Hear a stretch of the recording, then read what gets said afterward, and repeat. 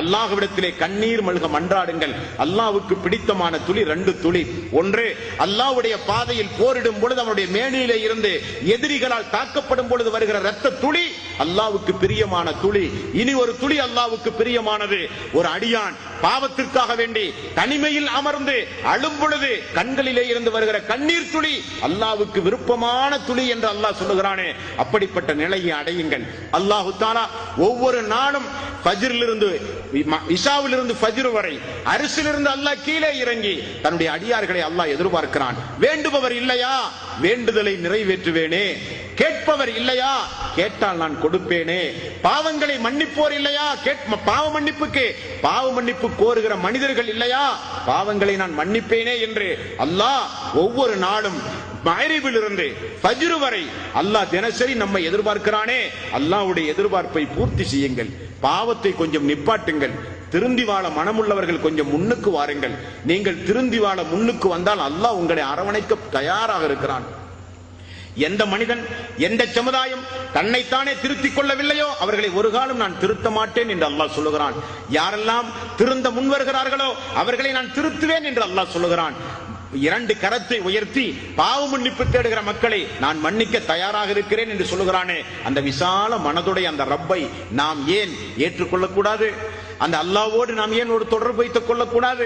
அல்லாஹ்வினுடைய பாசத்திற்கு, அல்லாஹ்வினுடைய கருணைக்கு ஒரு எடுத்துக்காட்டு சம்பவத்தை ரசூலுல்லாஹி ஸல்லல்லாஹு அலைஹி வஸல்லம் அவர்கள் சொன்னார்கள். கைபர் போரிலே இருந்து திரும்ப வரும்போது ஒரு தாய் தன்னுடைய மார்பகத்திலே இருந்து சுரக்கின்ற ஒரு பாலை ஏதாவது ஒரு குழந்தைக்கு கொடுக்க வேண்டும் என்பதற்காக வேண்டி அந்த போர் படைக்குள் புகுந்த அந்த தாய் அங்குமிங்குமாக ஓடுகிறாள். இறுதியாக ஒரு குழந்தையை எடுத்து மார்பகத்தோடு வைத்து மார்பிலிருந்து சுரக்கிற அந்த பாலை அந்த குழந்தையினுடைய தலையை வருடி அந்த பசியை போக்குகிற ஒரு சம்பவம்.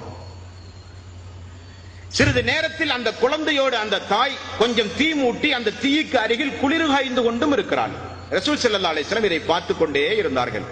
மக்களை எல்லாம் கூட்டி வைத்து ஒரு செய்தியை கேட்டார்கள். இப்பொழுது அந்த தாயை பார்த்தீர்களா, அந்த குழந்தைக்கு பால் கொடுத்து பசியை போக்கி அந்த குழந்தையின் மீது எவ்வளவு பாசத்தை அந்த தாய் வைத்திருந்தாள். குளிர் காய்வதற்காக வேண்டி அந்த குழந்தையை தன்னுடைய மார்பகத்தோடு அணைத்துக் கொண்டு அந்த தாய் அந்த தீக்கு அருகில் எப்படி அமர்ந்து கொண்டிருக்கிறாள். ஆமாம் யா ரசூலல்லாஹ், அந்த எரிகின்ற தீயில் அந்த குழந்தையை அந்த தாய் வீசுவாளா? யா ரசூலல்லாஹ், பெற்ற பிள்ளையை எப்படி ஒரு தாய் நரக நெருப்பில் எரிகிற நெருப்பில் தூக்கி வீசுவாள் யா ரசூலல்லாஹ்? உடனே ரசூல் ஸல்லல்லாஹு அலைஹி வஸல்லம் திரும்ப கேட்டார்கள், அந்த தாய்க்கு எப்படி மனம் வராதோ, அந்த தாய் எப்படி அந்த பிள்ளையின் மீது பாசம் வைத்திருக்கிறாளோ அதை விட பல மடங்கு பல மடங்கு பல மடங்கு அல்லாஹ் உங்களின் மீது பாசம் வைத்திருக்கிறான். தன்னுடைய அடியார்களின் மீது அல்லாஹ் பாசம் வைத்திருக்கிறான். முடிந்தவரை நரகத்திலிருந்து காப்பாற்றவே அல்லாஹ் முயற்சி செய்கிறான் என்று அல்லாஹ்வை நமக்கு யாராவது சொல்லி தந்தார்களா? தாய்மார்களே, பெரியோர்களே, அல்லாஹ்வை ஒரு கொடுமைக்காரனை போல, பாவம் செய்த மக்களை எல்லாம் விரோதியாக இறைவன் பார்ப்பான் என்பதை போல, பாவம் செய்கிற மக்களுடைய பிரார்த்தனை, தொழுகை, நோன்பு எதையும் இறைவன் ஏற்றுக்கொள்ள மாட்டான் என்பதை போலவே இறைவனை குறித்து நமக்கு அறிமுகம் செய்தார்களே, அது எவ்வளவு தவறான ஒரு அறிமுகம்! ஆனால் திருக்குர்ஆனிலோ ஹதீஸிலோ எங்குமே நீங்கள் பார்க்க முடியாது. பாவம் செய்கிற அடியார்கள் பாவத்திற்காக வேண்டி பிரார்த்தனை செய்யும் போது அல்லாஹ் மகிழ்ச்சி அடைகிறான், அல்லாஹ் ஆச்சரியம் அடைகிறான். அரஃபா பெருவழியில் குழுமி இருக்கிற மக்களை எல்லாம் பார்த்து வானலோகத்தில் இருக்கிற வானவர்களை அழைத்து அல்லாஹ் வியந்து பாராட்டிய சம்பவம் நீங்கள் பயான்களிலே கேள்விப்பட்டிருப்பீர்கள்.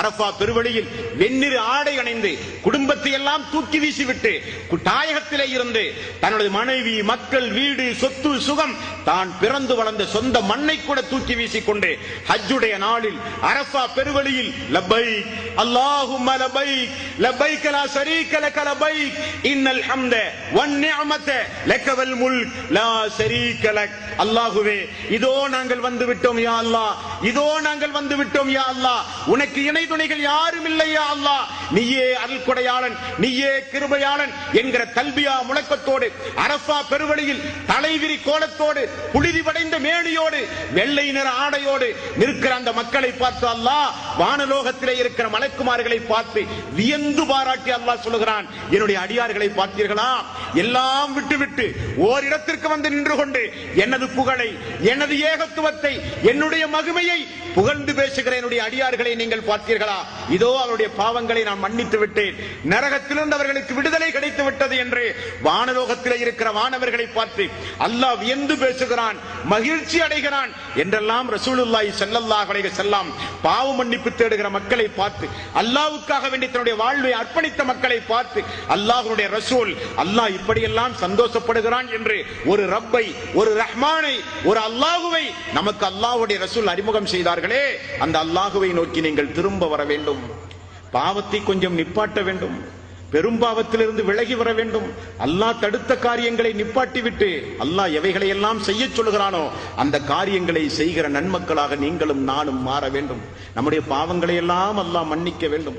நம்முடைய வாழ்வில் செய்து போன சிறுபாவம் பெருபாவங்களை எல்லாம் அல்லாஹ் மன்னித்து மறுமையில் விசாரணைக்கே அதை கொண்டு வராமல் கேள்வி கணக்கே இல்லாமல் சொர்க்கம் செல்லுகிற கூட்டம் என்று ஒரு சிறப்புக்குரிய கூட்டம் உண்டுமே, அந்த கூட்டத்தாரில் அல்லாஹ் இதே போன்ற உங்களையும் என்னையும் ஒன்று சேர்த்து உங்களுடைய குடும்பத்தாரையும் எனது குடும்பத்தாரையும், உங்களுடைய நண்பர்களையும் என்னுடைய நண்பர்களையும், இந்த உரைகளை கேட்டு திருந்துகிற மனதோடு இந்த உலகத்தில் வாழ்ந்து கொண்டிருக்கின்ற அனைத்து சகோதர சகோதரிகளோடும் அல்லாஹ்வுடைய மார்க்கத்திற்காக வேண்டி வாழ்வை அர்ப்பணித்து இந்த உலகத்திலே இருந்து விடைபெற்று மண்ணறையில் வாழ்ந்து கொண்டிருக்கின்ற மண்ணறை வாசிகளுக்கும் அல்லாஹ் ரப்பல் ஆலமீன் பாவ மன்னிப்பை வழங்கி உலகத்தில் வாழ்ந்து கொண்டிருக்கிற நமக்கெல்லாம் முஸ்லிமான மரணத்தை நம்முடைய ரப்பு தந்து அவன் பொருந்துகிற அடியார்களில் ஒரு அடியாராக அல்லாஹ் நம்மை ஆக்கிக் கொண்டு மறுமை நாளில் சொர்க்கத்தில் உன்னதமான இடத்தை நபிமார்களோடு அல்லாஹ் நம் அனைவர்களுக்கும் இருக்கிற ஒரு வாய்ப்பை தந்து அருள் புரிவானாக.